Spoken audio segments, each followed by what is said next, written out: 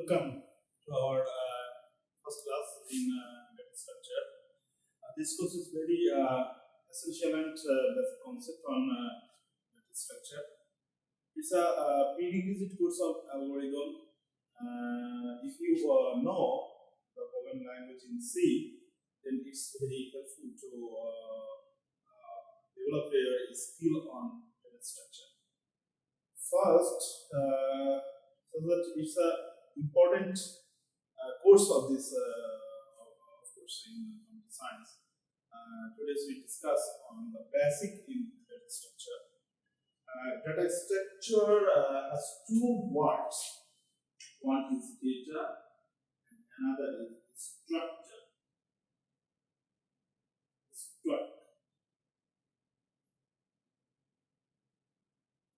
Structure.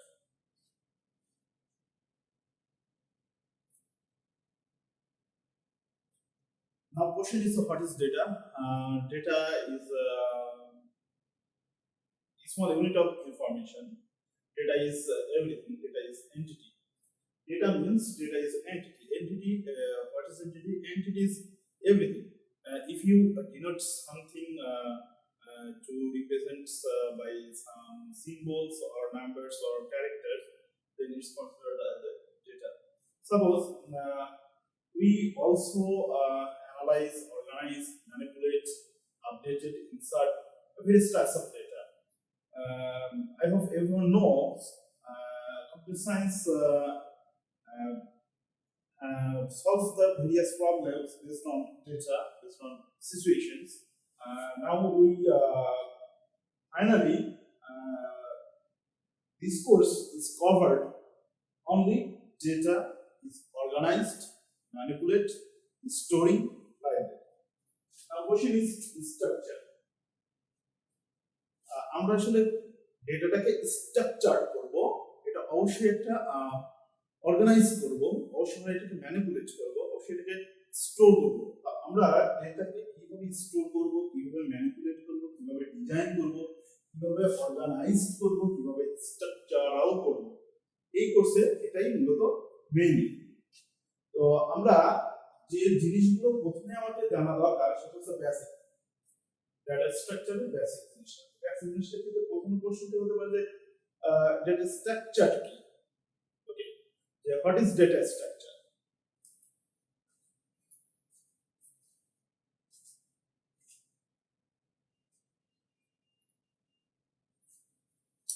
Okay.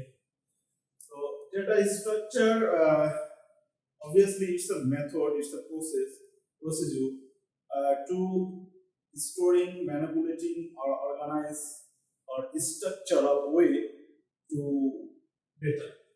আমরা ডেটাকে structural করব, organise করব কিভাবে? স্ট্রাকচারাল মেথডের মাধ্যমে। ঠিক আছে, আমরা যে অর্গানাইজ করব, আমরা যে ডেটাটাকে স্টোর করব, স্ট্রাকচারাল করব, এর জন্য আমাদের যেটা করতে হবে যে এর জন্য কোনো মেথড, অ্যালগরিদম কি আমাদের অবশ্যই হেল্প নিতে হবে। আমরা এভাবে বলতে পারি যে ডেটা স্ট্রাকচারের জন্য আমরা প্রথমে যে কাজটা করি যে ডেটা নিয়ে একটু কথা বলি। এটা একটু একটা জরুরি যে ডেটা, এখানে আমরা যে ডেটা নিয়ে কাজ করব এটাকে আমরা বলে থাকি অ্যাবস্ট্রাক্ট ডেটা।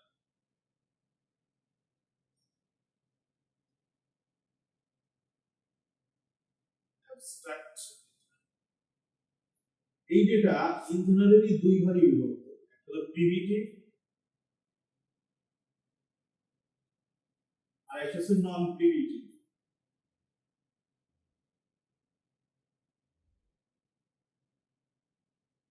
প্রিমিটিভ ডেটা আবার দুই ভাগে বিভক্ত, একটা হচ্ছে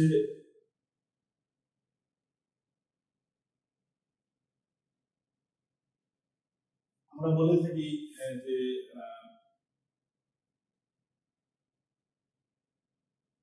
একটা হচ্ছে আমাদের এরকম থাকে অর্গানাইজ করা থাকে, যেরকম ধরো হচ্ছে আমাদের একটা ডেটা হচ্ছে যেটা আমরা বলে থাকি সবসময় আমাদের 4 ধরনের ডেটা রয়েছে, জেনারেলি ইন্টিজার, ফ্লোট, ডাবল। এগুলো হচ্ছে আমাদের নর্মাল ডেটা। আমাদের প্রিমিটিভের মধ্যে রয়েছে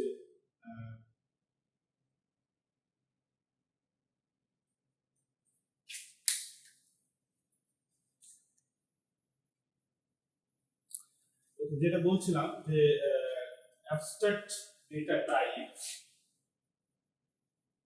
এটাকে আমরা সংক্ষেপে ADT লিখে থাকি। এটা দুই ভাগে বিভক্ত।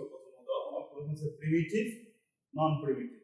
প্রিমিটিভ আবার দুই ভাগে বিভক্ত, একটা হচ্ছে বুলিয়ান আর একটা হচ্ছে আমাদের নিউমেরিক। বুলিয়ান আর হচ্ছে নিউমেরিক। যেটা হচ্ছে আমাদের বুলিয়ান ডেটা টাইপ, সেটা হচ্ছে একরকম, সেটা হচ্ছে ট্রু ফলস হয় বুলিয়ান বুলিয়ান বুলিয়ান টাইপ। আর একটা হচ্ছে আমাদের নিউমেরিক টাইপ অফ ডেটা।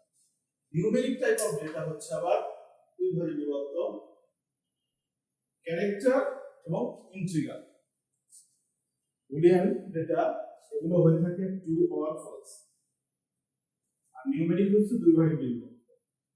একটাকে আমরা বলতেছি হচ্ছে ইন্টিগ্রাল আর একটা হচ্ছে ক্যারেক্টার। আমরা এখানে লিখে নিই ক্যারেক্টার, এটা হচ্ছে ক্যারেক্টার টাইপ আর একটা হচ্ছে integral type of data. Character type of data যেমন হচ্ছে ক্যালকুলেশন মধ্যে আমরা আইইউএস লিখতে পারি, এগুলো হচ্ছে character type of data.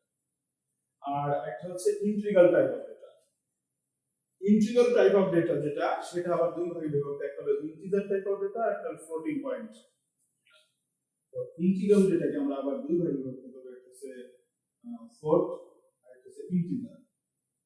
Integer and floating point. Floating data আবার দুই ভাগে বিভক্ত, একটা ফ্লোট আর একটা ডাবল। তো float and double, floating point data আবার দুই ভাগে বিভক্ত, ফ্লোট আর একটা হচ্ছে ডাবল। ফ্লোট হচ্ছে সাপোজ 3.14 and ডাবল হচ্ছে suppose 3.14127342। Integer type of data আবার ইন্টিজার টাইপ অফ ডেটার মধ্যে আবার ভাগ রয়েছে চার রকমের। একটা হচ্ছে byte, short, integer, long. Byte, short, integer, long, এরকম চার ধরনের রয়েছে। একটা হচ্ছে বাইট, শর্ট, ইন্টিজার আর একটা হচ্ছে লং। এরকম ইন্টিজার টাইপ অফ ডেটা রয়েছে। প্রিমিটিভস এর মধ্যে সাব ক্লাসেস। নন প্রিমিটিভ ডেটা গুলোর মধ্যে রয়েছে স্ট্যাটিক এবং ডাইনামিক, দুই ধরনের রয়েছে।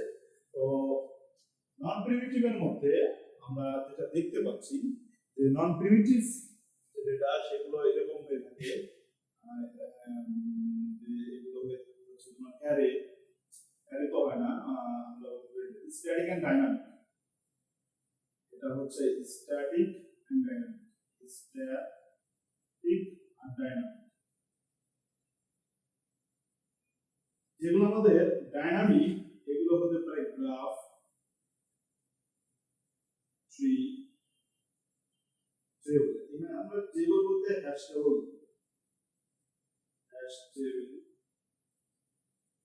স্ট্যাটিকের মধ্যে রয়েছে আমাদের অ্যারে, লিস্ট, এরকম। তো অ্যাবস্ট্রাক্ট ডেটা টাইপ যেটা আমাদের ডেটা স্ট্রাকচারে আমরা যে ডেটাগুলো নিয়ে কাজ করব, স্ট্রাকচার করব, তো সেই ডেটাগুলোর ক্ষেত্রে অবশ্যই আমাদের ডেটার একটা ওভারভিউ আমাদের একটু ভালো হবে, যে আমরা কোন ধরনের ডেটা নিয়ে স্ট্রাকচার করছি, কাজ করছি। আশা করি যে এতটুকু তো বুঝতে পারছো যে কিভাবে আমরা ডেটাটাকে ইউজ করছি।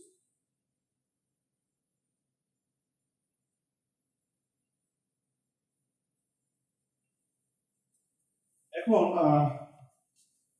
আমরা যেটা দেখবো যে আমরা অ্যালগরিদমের কথা বলছিলাম, তো অ্যালগরিদমকে ডিফাইন করতে হবে, অ্যালগরিদমকে আইডেন্টিফাই করে নিতে হবে আমি কোন ধরনের অ্যালগরিদম ইউজ করব এটাকে স্ট্রাকচার করার জন্য। তো অ্যালগরিদম আইডেন্টিফাই ইজ ইম্পর্টেন্ট। তারপরে হচ্ছে অ্যালগরিদমগুলোকে কিভাবে ইউজ করতে হবে সেটা ইম্পর্টেন্ট, তার প্রসিডিউরগুলো ইম্পর্টেন্ট। তারপরে what is the importance of data structure, data স্ট্রাকচারের গুরুত্বটা কি, এগুলো আমাদের জানতে হবে।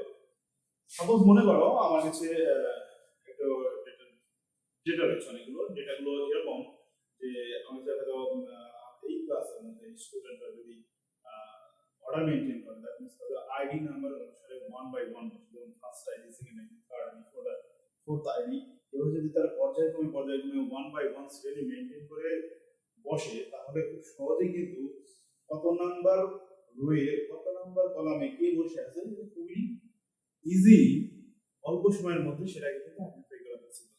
কিন্তু যদি এমন হতো যে না সবাই একসাথে এসে যার যেখানে খুশি এলোমেলো বসে আছে, তাহলে ঠিক 17 আইডি, যার আইডি নাম্বার 17, তাকে কিন্তু আইডেন্টিফাই করার জন্য কি করতে হতো, তো সার্চিং করতে হতো, খুঁজে বের করতে হতো, এর জন্য কিন্তু টাইম ওয়েস্ট হতো।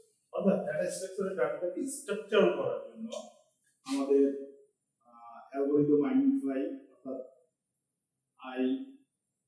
আইডেন্টিফাই অ্যালগরিদম, তারপরে হচ্ছে এটা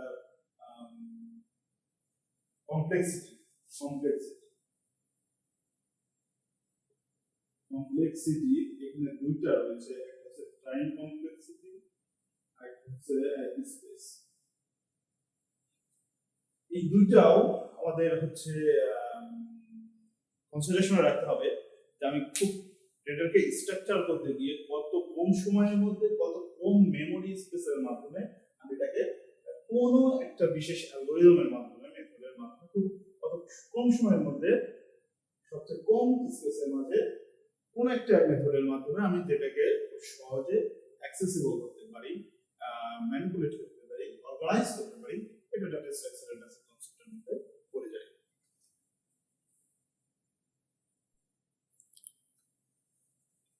ওকে, এখন আমি যে জিনিসটা আমরা আসলে এখানে ই করাটা খুব জরুরি, সেটা হচ্ছে এই যে আমরা ডেটাকে স্ট্রাকচার করছি, এর কিছু অ্যাডভান্টেজেস, কিছু ডিসঅ্যাডভান্টেজেস নিশ্চয়ই থাকবে, অবশ্যই এটা রয়েছে।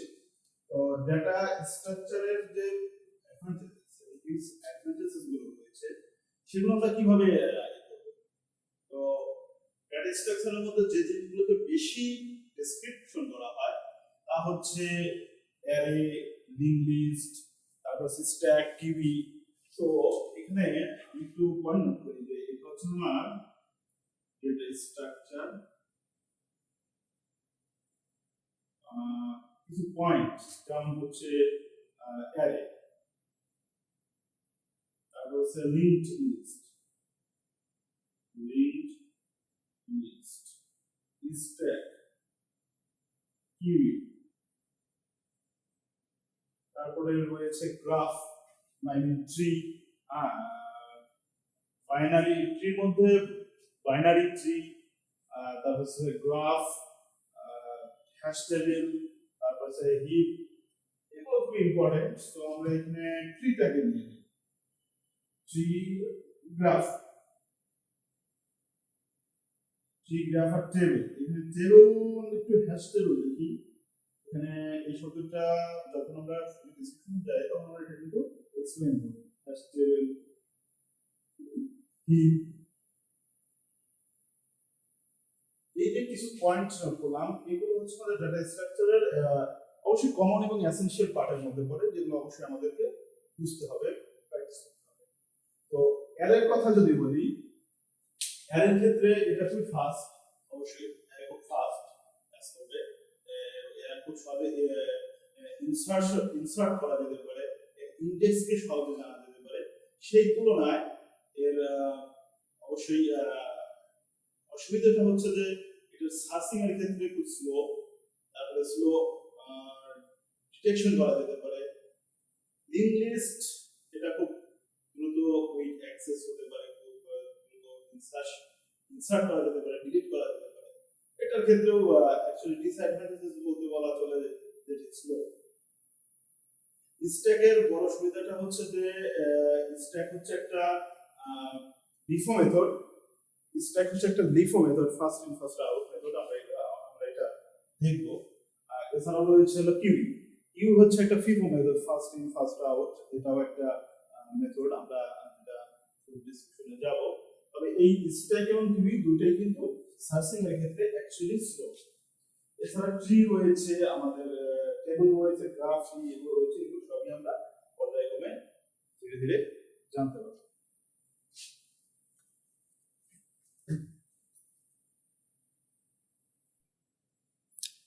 ওকে, আজকের দিনে আমরা তাহলে যে সকল পয়েন্ট কিজ গুলো নিয়ে আলোচনা করব সেগুলো হতে পারে, প্রথম কথা হচ্ছে ডেটা স্ট্রাকচার, ব্যাপারটা, এরপর হচ্ছে অ্যালগরিদম, এরপরে হচ্ছে প্রোগ্রাম, এরপরে রয়েছে 4 নম্বরে কমপ্লেক্সিটি। কমপ্লেক্সিটির মধ্যে রয়েছে টাইম এন্ড স্পেস। তো ডাটা স্ট্রাকচার হচ্ছে কি? ডাটা স্ট্রাকচার হচ্ছে একটা sorting algorithm to organize data in various situations. Algorithm, that means it's a set of instruction that can be performed to organize data. Program is also some instructions that is programming program data. সেটাকে আমরা বলতে পারি, of course, it is a set of sequence of instructions to our particular programming language that can be performed to perform a particular task. So finally, we can say that structure is the most important building block of a program. Its asset is organized, store, and obviously there are two types of complexity in data structure. One is complexity, and complexity. Space time complexity must be related with the number of movement, and space complexity is used to determine space for a particular program. So these are main basic terms, basic concept of data structure. Everyone should know about this terms. Today we will move for next class to start from array.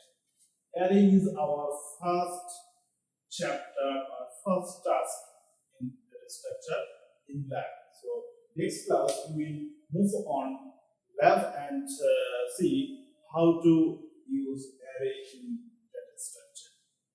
So today's class is closed.